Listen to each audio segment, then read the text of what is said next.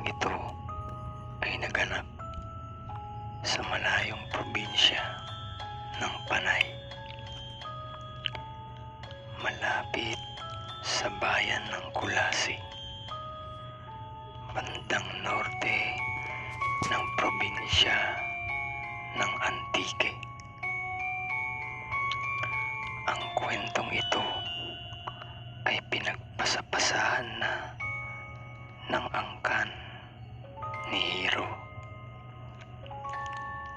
Bagaman isinilang na ng millennials itong si Hiro,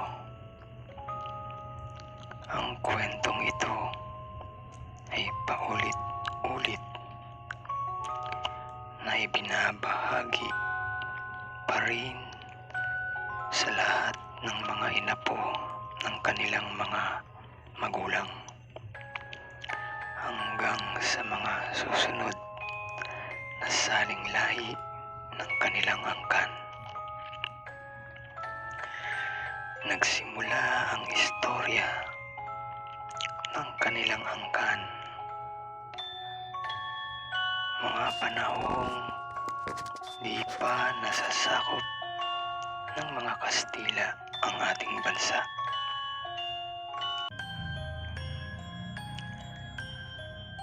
Ang mga great-grandfather at great-grandmother nitong si Hiro ay nagmula sa angkan ng mga babaylan. Ang kanyang lolo at lola ay pinasyang pagkasunduin ng kani-kanilang mga pamilya upang mas lalong palakasin at patibayin ang ugnayan ng bawat pamilya. Ang pamilya ng lolo ni Hiro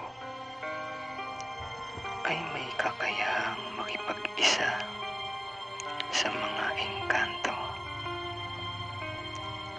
May kakayahan din silang umalipin ng mga mabababang uri ng mga nilalang. Sa kabilang banda naman, sa pamilya ng kanyang lola, ay kilalang-kilala ang angkan nito sa pagkakaroon ng kakayahang gumamit ng puti at itim na kapangyarihan. Nang ikasal ang dalawa, ay nagkaroon ng napakalaking handaan. Maraming mga kababayan nila sa Panay ang nagbigay ng kanya-kanyang ambag at tulong. Ilan sa mga ito ay nagkaloob ng kani-kanilang mga alagang hayop tulad ng baboy, manok, kambing, baka at pabo. Lahat ng malalayong kamag-anak ng kani-kanilang pamilya ay pilit na dumalo. Ilan sa mga ito ay ang mga kuno-kunong angkan ng aswang sa Capiz, Antique, Iloilo at Aklan na kamag-anak ng kanilang lola. Napakalaki ng angkan nito.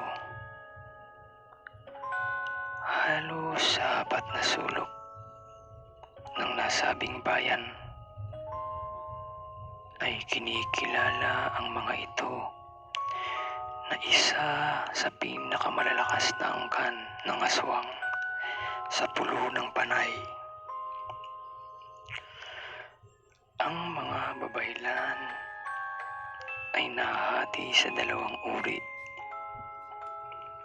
Ito ay walang pinagkaiba sa pagkakahati ng liwanag at dilim.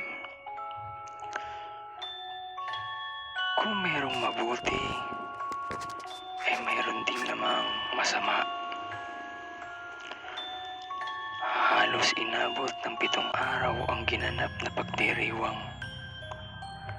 Walang tigil ang dagsa ng mga inuming nakalalasing tulad ng lambanog at tuba. Nang matapos na ang pagdiriwang, iyon ay pinagkalooban ng kani-kanilang mga magulang ang bagong kasal ng napakalaking lupain kung saan sila magtatayo ng sarili nilang bahay, kung saan sila bubuo ng kanilang bagong pamilya. Napakasipag ng mag-asawa at halos sa lahat ng bagay ay magkasundo silang mag-asawa.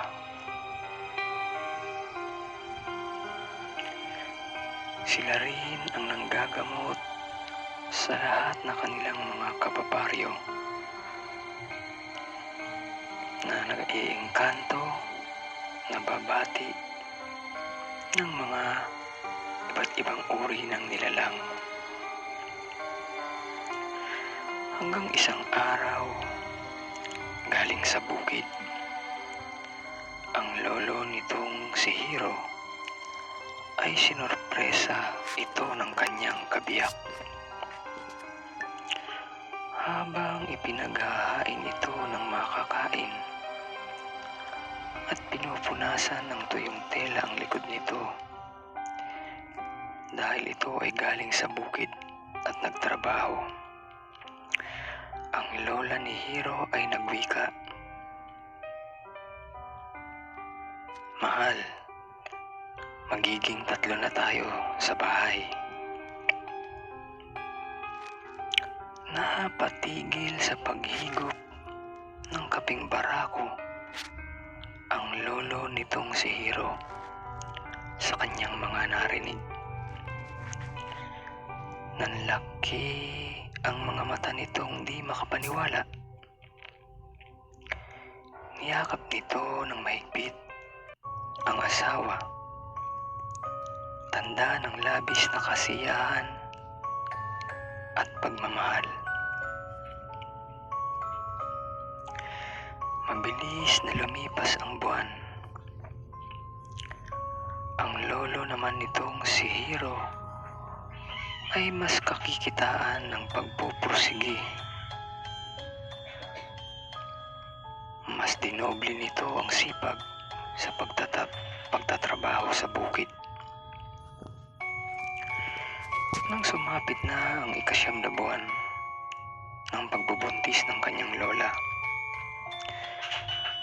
ni isa man o anumang nilalang ay walang nagparamdam o nagtangka man lang sa mga ito. Napakalakas kasi ng mag-asawang ito na may kanya-kanyang aral na tangan. Nang maipanganak na ang kanilang panganay, ay walang pagsidla ng tuwa at kagalakan ang mag-asawa. Kabilang ang kani-kanilang angkan, ay nagdaos silang muli ng handaan.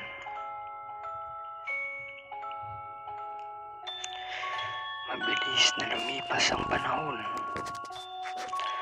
Ang batang lalaki ay nagkaroon na rin ng sarili niyang pamilya. Bumukod na rin ito sa poder ng kanyang mga magulang. Ito ay naninirahan sa bayan ng Iloilo, sa bayan ng Dueñas, kung saan taga roon ang napangasawa nito. Hindi na rin ito nagkaroon ng mga kapatid dahil noong pinagbubuntis siya ng kanyang ina, matapos siya nitong maipanganak, ay nagkaroon ng sakit ang kanyang ina na nagbunga ng di na nito pagkakaroon ng kakayahang muling magkaanak. Ang mag-asawa ay nanirahan ng solo. May lungkot sila dahil napalayo na sa kanila ang kanilang nag-iisang anak. Subalit, ang kalungkutang namang iyon ay napapalitan ng labis na tuwa sa tuwinang dinadalaw sila ng kanilang anak at asawa nito kasama ang kanilang dalawang apo. Kada isang taon ay dumadalaw ang mga ito sa kanila. Subalit, mula sa hinagap na noong mga panahong iyon na ang magiging huling pagpunta ng pamilya ng kanilang anak. Dumaong na sa isla ng Panay ang napakalaking galyon ng mga Kastila. Napakaraming galyon ang nagsipagdating na naglalaman ng napakaraming sundalo. Nagsisimula ng manakop ng mga panahong ito ang mga Espanyol para pagkunan ng natural resources ang bawat isla sa ating bansa. Lumaganap ang kaguluhan, kamatayan, gutom, at sakit. Sinikap ng mamamayan ng Panay na mapigilan at maipagtanggol ang kanilang probinsya. Subalit, hindi sapat ang kanilang mga armas laban sa mga dayuhan. Ang mga angkan naman ng mga aswang ay nagpakita rin ng katapangan. Subalit, naitaboy pa rin sila ng mga Kastila tungo sa kabugubatan at kabundukan. Kasama ng pananakop ng mga Kastila ang pagpapakilala ng bagong relihiyon na mas lalong nagpatindi ng sitwasyon noong mga panahong ito. Kapag di ka nagpabinyag, ay ituturing kang kalaban ng gobyernong Kastila. Kung ayaw mong mapalayas sa lupang kinatitirikan ng bahay mo, ay kailangan kang maging Katoliko. Marami sa angkan ng mga babaylan ang namundok, ganon din sa angkan ng mga aswang. Isang araw ay may masamang balita ang nakarating sa mag-asawa.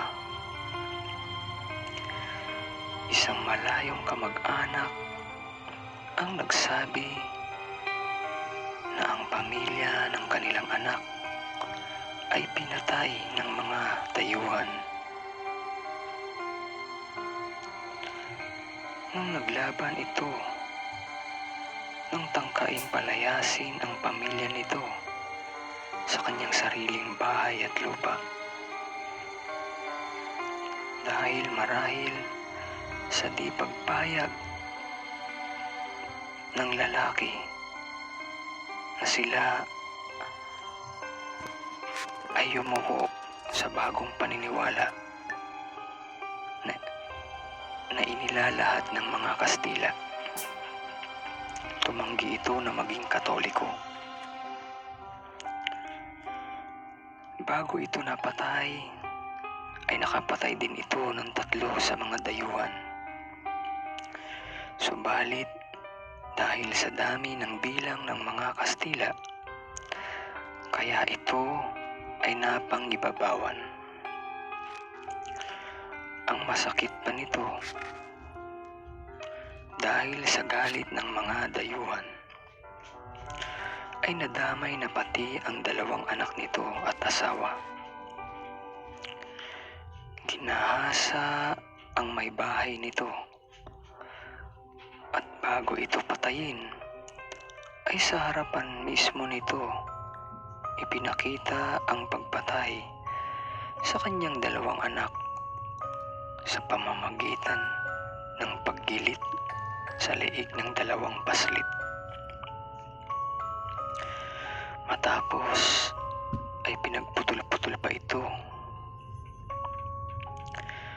Pagkarinig ng 2 matandang mag-asawa, ay napahagulgol na lamang ang mga ito.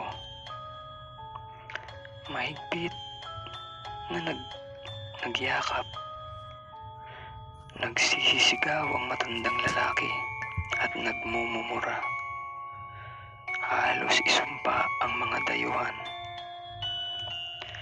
Nang gabing iyon ay mabigat ang paligid. Ang bumabalot sa tahanang iyon ng matandang mag-asawa. Ramdam ang kalungkutan, paghihinagpis at matinding galit. Pagsapit ng 12 ng gabi ay nag-umpisa nang mag-usal ng mga dasal ang mag-asawa. Kasabay ang ritual ng pagtawag at pag-aalay. Hanggang sa may lumabas na isang mamula-mulang nilalang galing sa ilalim ng lupa na mayroong buntot at sungay. Malinaw na hindi sa liwanag ang pagtawag ng mag-asawa. Bagkus ito ay pagtawag sa kapangyarihan ng dilim. Buong buhay ng mag-asawa ay pawang kabutihan ang kanilang mga ginawa, nanggagamot at nagpapagaling ng mga taong may sakit at nangangailangan. Subalit, sa nangyari sa kanilang kaisa-isang anak, ay di nila ito kayang palampasin. Naghahangad sila ng kabayaran sa pagkawala nito at ng pamilya nito. Ito ay mangyayari lamang kapag napatay na nila ang lahat ng may kagagawan. Sa pagsasagawa ng ipinagbabawal na ritual na iyon, ay may isang uri ng nilalang ang malilikha.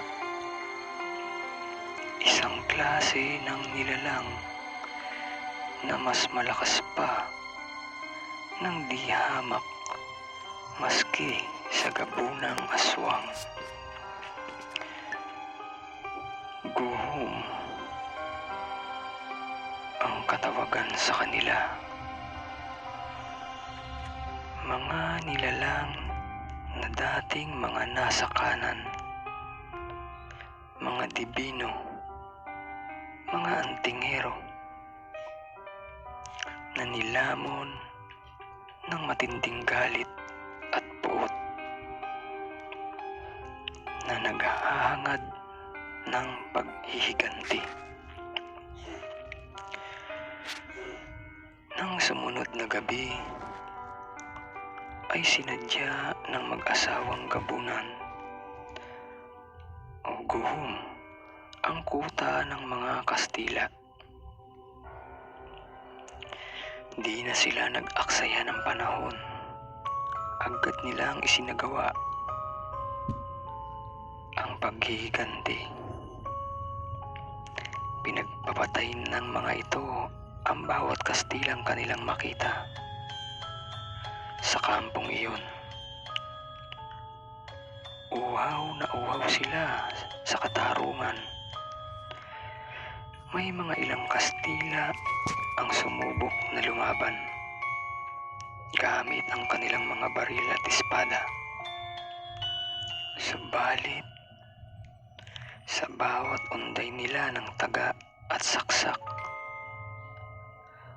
sa mag-asawang guhom, ay tumatalbog lamang ito para silang tumataga sa gulong. Gabi-gabi silang sumasalakay kasama ang ilan sa kanilang piling mga mandirigmang aswang na kanila ring mga kamag-anak. Sa loob ng napakahabang panahon, ang mga Kastila ang kanilang ginawang pagkain. Inabot ng 200 taon ang buhay ng mag-asawa.